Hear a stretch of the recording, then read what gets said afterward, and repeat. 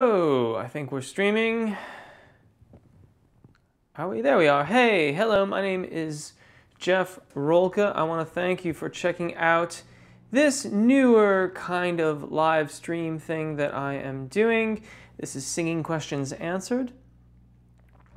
And basically, I wanted to be able to address questions that I received either via Twitter or in the comments of the videos more fully or completely, rather than just typing out my answers and leaving comments. So you may find that if you post a question in a comment section or post a question on Twitter or email a question to me, that I may respond to you with a link. Now, truth be told, I'm actually doing this live event a couple days before this live event is actually scheduled to be broadcast. The fact of the matter is that these aren't interactive events like my live event on the weekends. Every Saturday morning at 10 a.m. Pacific time, I have in office hours where the chat is open and we can interact and you can ask questions, I can do demonstrations, all that kind of stuff. This is more about just addressing questions that, in my opinion, need a little bit more exposition on my part. And so here we are. I actually did one of these only a few hours ago, and this is my second one today. There's only two questions in this Singing Questions Answered. One is fairly short and relatively easy to answer, and the other one is much more complex, which is why I decided to do this today and only address two questions in this particular event. So, getting on with it, is head voice / chest voice / falsetto, it says consider it, I believe they mean considered, as vocal range. And the next question is from a rapper. And that's part of what I thought was really interesting about this question. Been making rap music for almost 10 years. They're in Austria. Played many shows, but lately didn't feel comfortable on stage anymore. I lacked air, pushed my voice too hard, and so on. It just didn't feel natural. I had the feeling that I need more air and voice control. So since this Christmas, I practice daily in the morning with your videos. Thank you very much for baritones. And I also followed all your videos from the AAA method. That's the free method on my website, jeffrolka.com. You just sign up for the newsletter, you get the passwords. It feels like I start to get to know my voice better. I can feel when I lose this natural resonance in the body and I start to understand the breathing, and I really enjoy singing. That's cool. But now I feel a little bit lost. I don't know in which exercises I should put more effort in to overcome the problems mentioned. I tend to forget all about your techniques on stage. Not entirely a bad thing. I get too loud and uncontrolled again. But last month I used the gentle singing warm-up for baritones and the how to improve your tone video because I think it comes close to what the singing in rap music is like. Short breaths, many vowels. I know that this needs time and practice. I just wanted to get your opinion if I'm on the right track and if you could recommend some exercises for rappers. Thank you once again for your kindness to put all this effort into your lessons. And it makes me feel good in the morning. Brilliant. That's awesome. Okay, so I am going to take that one apart piece by piece by piece. But first, head voice, chest voice, falsetto considered as vocal ranges. They are modes of phonation within the human voice, and they change from register to register to register. So I'm gonna switch up your order a little bit. You have head voice, chest voice. I'm gonna talk about chest voice first. Chest voice, the vocalis muscle, thyroarytenoid dominant singing. Those are all synonyms. This is the part of your voice that most people generally talk with. So I'm talking to you right now with my chest voice. To sing in this range, all I really have to do is elongate a vowel syllable. There's fundamentally very little different between the way I'm talking to you and what I just sang. Head voice, upper register, area above the secondo passaggio or over the break. I prefer to call it cricothyroid dominant singing. If you can imagine the vocal fold, haha, I have my trusty rubber bands here. I put them close by now. Okay, so let's just say that this is your vocal fold, all right? And when you sing in your chest voice, it kind of vibrates along. It would vibrate this a ways, like it sits like this in your throat, right? But I'm just kind of holding it up so you can see, okay? Now, you have posterior and anterior cricothyroid muscles. And when you transition into your upper register, when you sing over the break or over the secondo passaggio, then the hyoid cartilage gets rocked forward by the engagement of the cricothyroid muscles, and it elongates the vocal fold. When we start off doing this, it's usually pretty noticeable.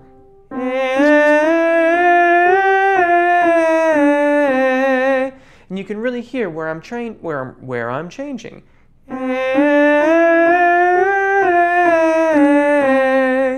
But as we get better, and by the way, an untrained vocalist would probably separate the vocal fold. And here's one of the big differences between these two, between falsetto and cricothyroid dominant singing voice, is that the vocal fold remains closed or adducted. I prefer adducted because closed sounds like it stays shut to me in my mind. But adducted is moving towards the center mass of the body. Abducted is moving away from the center mass of the body. So when we adduct, when we can keep the vocal fold adducted, A-D-D-U-C-T-T-E-D, and allow the cricothyroid muscles to elongate the vocal fold, we can practice voce piena in testa, the sound of chest voice in head.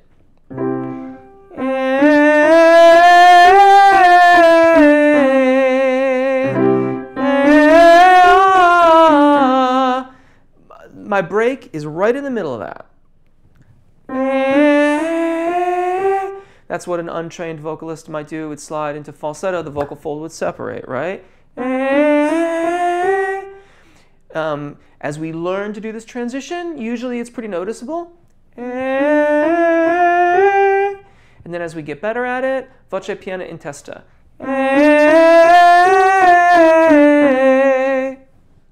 Okay? Head voice. Falsetto. Now falsetto is also a mode of singing, and it's also a range of the voice. It's another perfect fourth higher, going around B flat, B natural in the male tenor. That's somewhat debatable.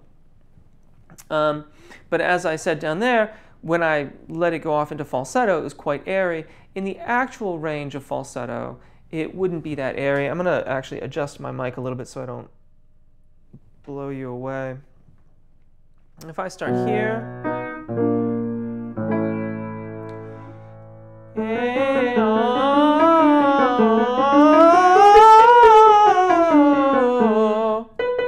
that B4 is right, just getting into my falsetto range. But you can hear it's relatively consistent with everything else that came before. I should turn my mic back up. It's relatively consistent with everything that came before. We practice to smooth through these registration events so that we get good, consistent intonation and good, consistent response from our voices throughout the various ranges of our voices. And the demarcation points, the points that we make the transitions into these ranges, if you will, is different. So for the lyric tenor, they're going to make the secondo passaggio is going to be around G4, the primo passaggio around D4. The area in between is the zona di passaggio, the place where that transition from one register to the next is taking place. For spinto tenors, F sharp, F, F sharp, C sharp, F, C, give or take, tenor robusto, F, perhaps, F, B natural. Then we get into like lyric baritones, E natural, and then, pardon me, F, right, F to C, pardon me, E to B natural, that's the perfect fourth. E to B natural for the lyric baritone, so on and so forth, going down. Always secondo passaggio, primo passaggio. There's always going to be some differences for individuals, but generally speaking, perfect fourth between the two registration events. Same thing for the registration event above the secondo passaggio to the transition to falsetto. Female vocal ranges are a little different than that, and vocal training for female voices can also differ quite a lot as well, particularly in how it relates to the distance between the primo and secondo passaggios. Some female vocal ranges have nearly an octave of space between the primo passaggio and the secondo passaggio. This is also quite common also in particularly the classical realms of female vocal pedagogy for the cricothyroid dominant singing voice or head voice to be brought lower and lower and lower. So whereas it would be unusual for me to start in my head voice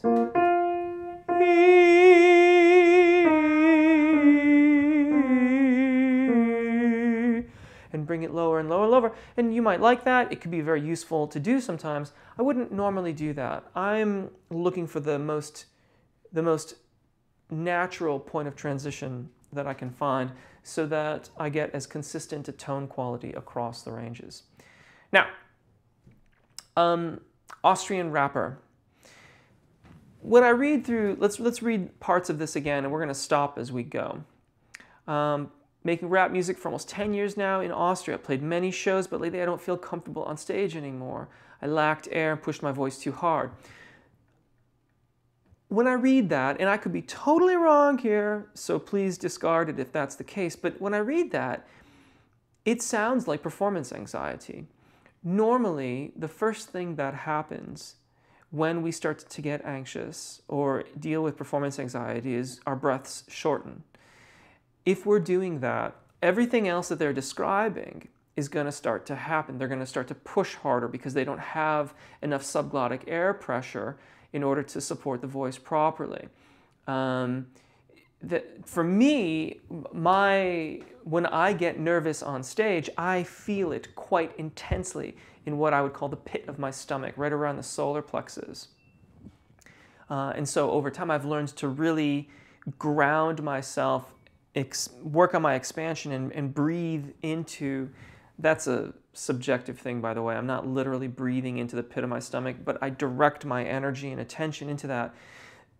By focusing on that expansion, I'm getting, good full breaths as I would if I were relaxed and practicing in my studio. And that helps me work through the anxiety. Now, I trust if they're doing tons and tons of shows, that may be entirely off base, but I want to bring it up just simply because looking at the way that the question was written, it at least begs that response, I think, to a certain extent. And to that end, I put in the cards of this video, one of my videos on performance anxiety. Pushed my voice too hard and so on. Just didn't feel natural. I had the feeling that I needed more air and voice control.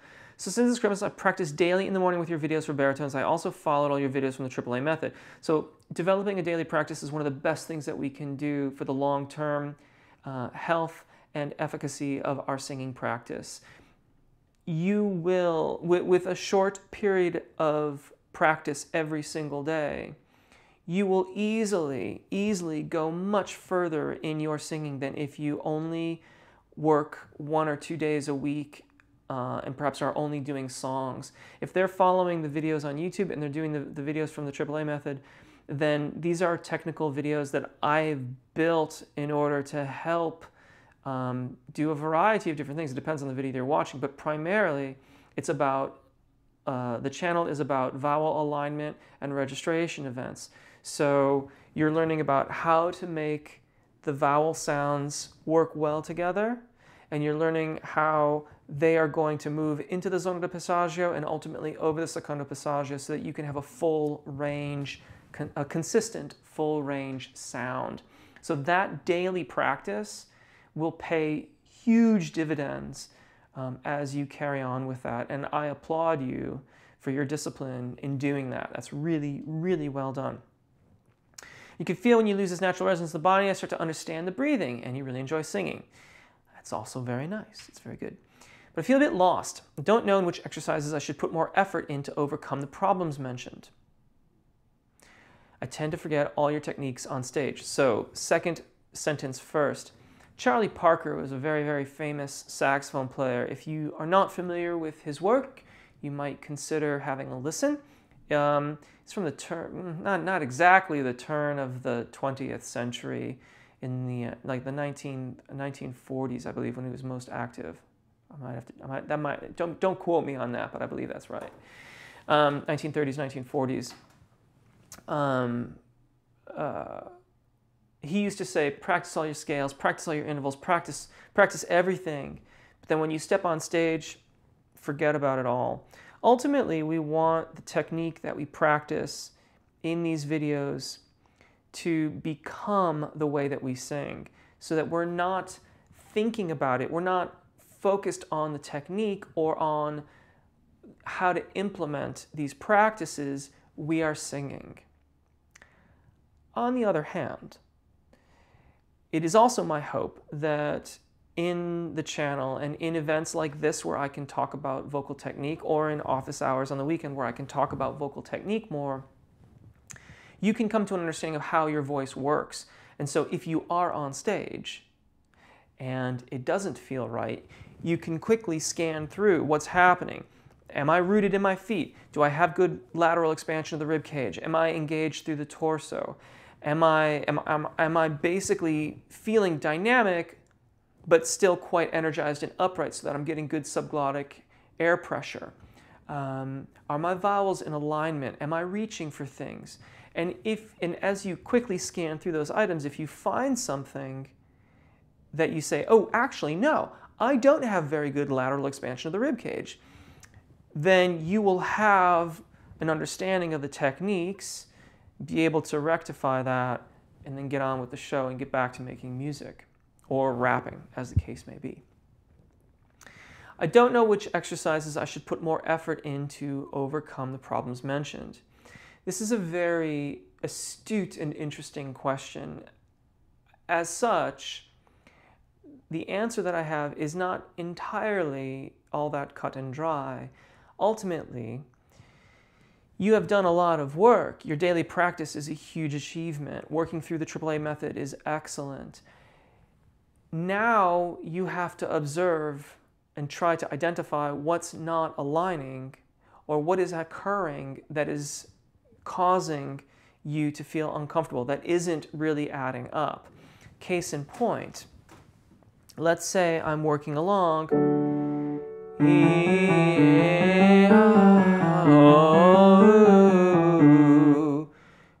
You can hear that one of those vowels isn't quite right.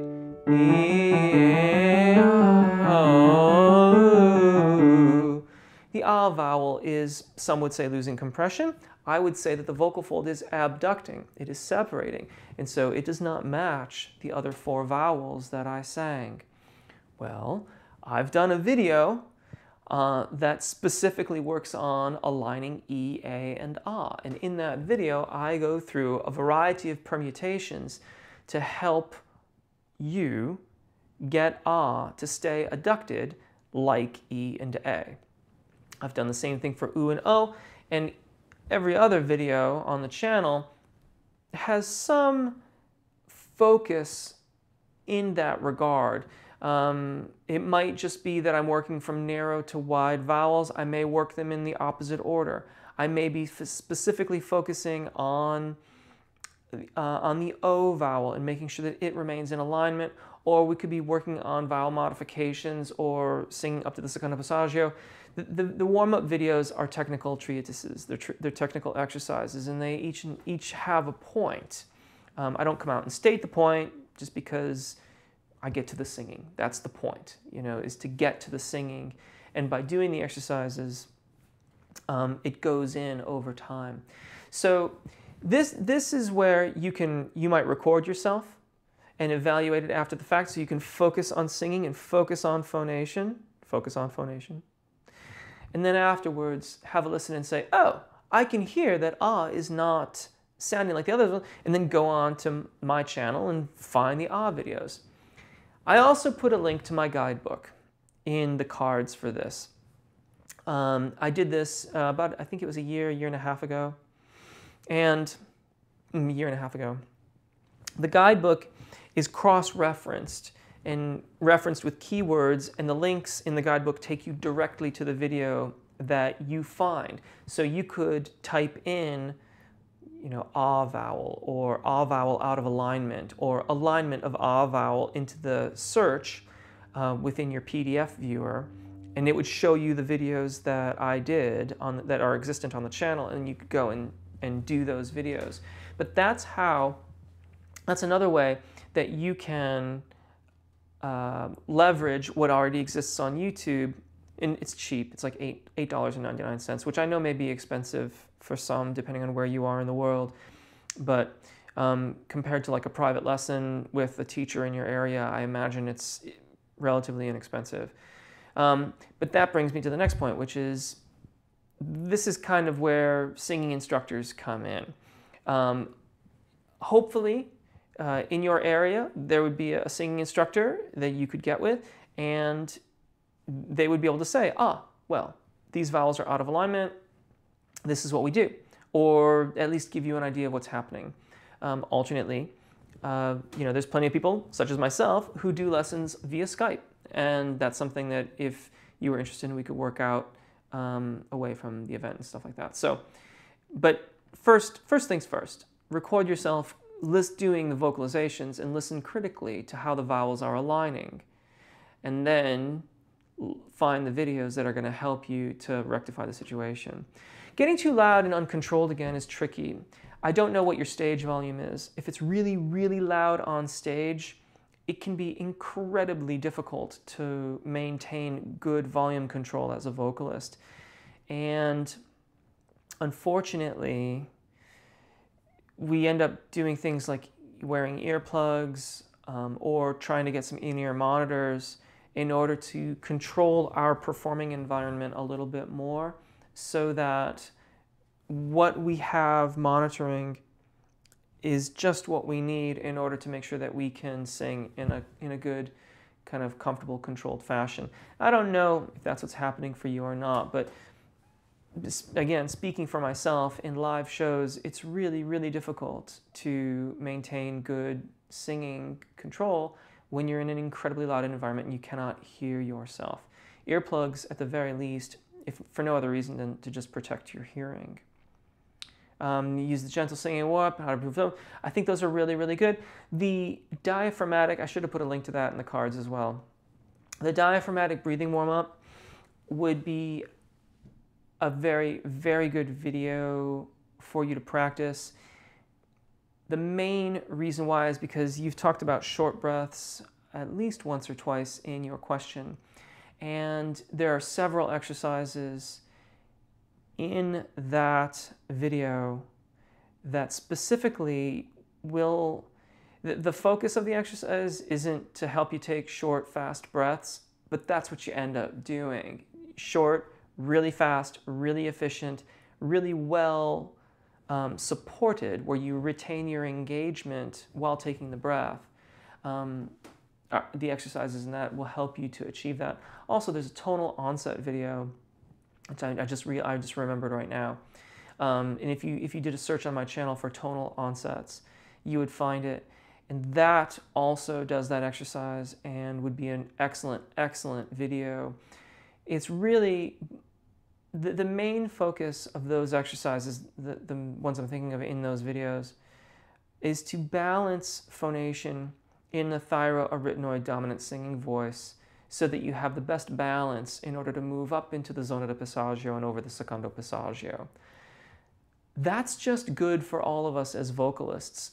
Even if we don't want to sing that way, knowing where the balance is so that we don't overstrain if we should choose to use a more belted or aggressive tone, so that we can do enough to satisfy our artistic pursuits without enduring unnecessary amounts of fatigue.